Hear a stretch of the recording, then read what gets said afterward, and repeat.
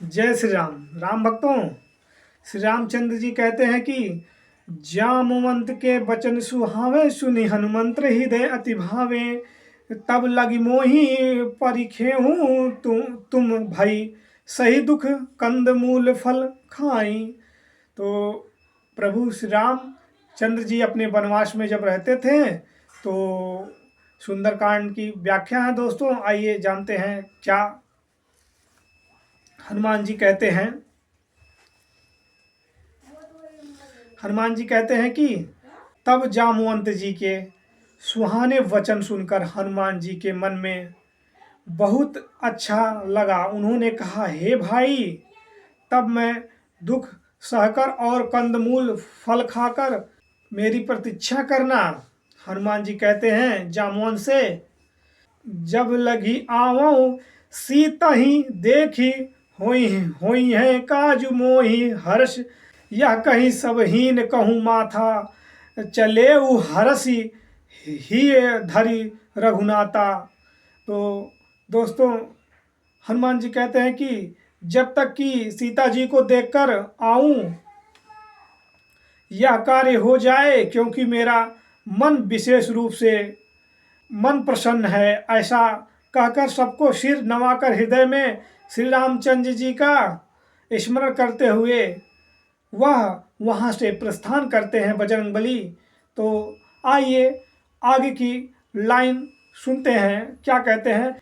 सिंधु तीर एक भूमिधर, सुंदर कौतक कूदी, चढ़े ऊता ऊपर, बार बार रघुबीर संभारी, तरके हूँ पवन तनय बल भारी।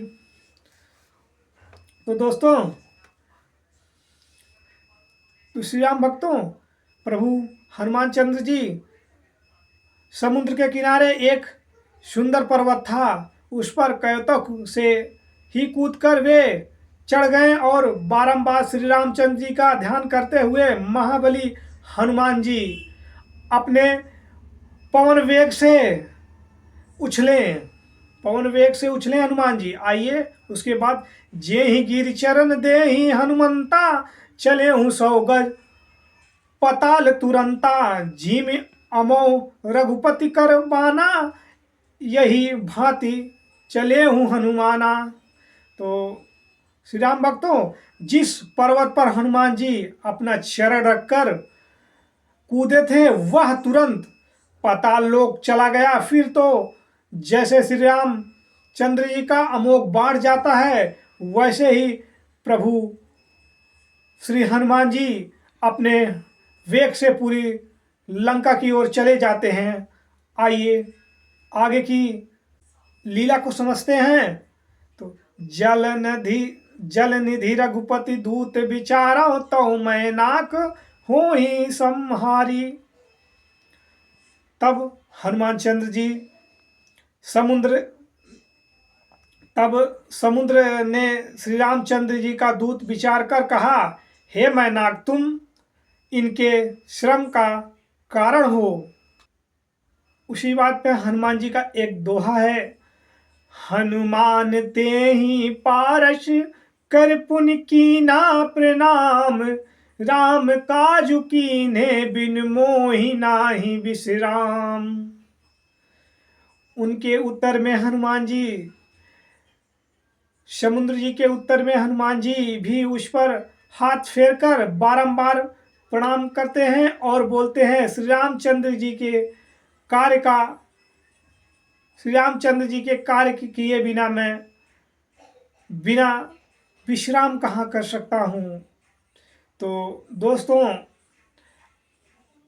इस भाग का यही अंत होता है। अगली कहानी इसके आगे दूसरे भाग में प्रस्तुत होगी। राम भक्तों, अगर वीडियो पसंद आता है, हमारा ये कथा वाचन पसंद आता है, तो हमारे चैनल को सब्सक्राइब करिए। पूरा सुंदरकांड आपको हमारे मुख से सुनने को मिलेगा।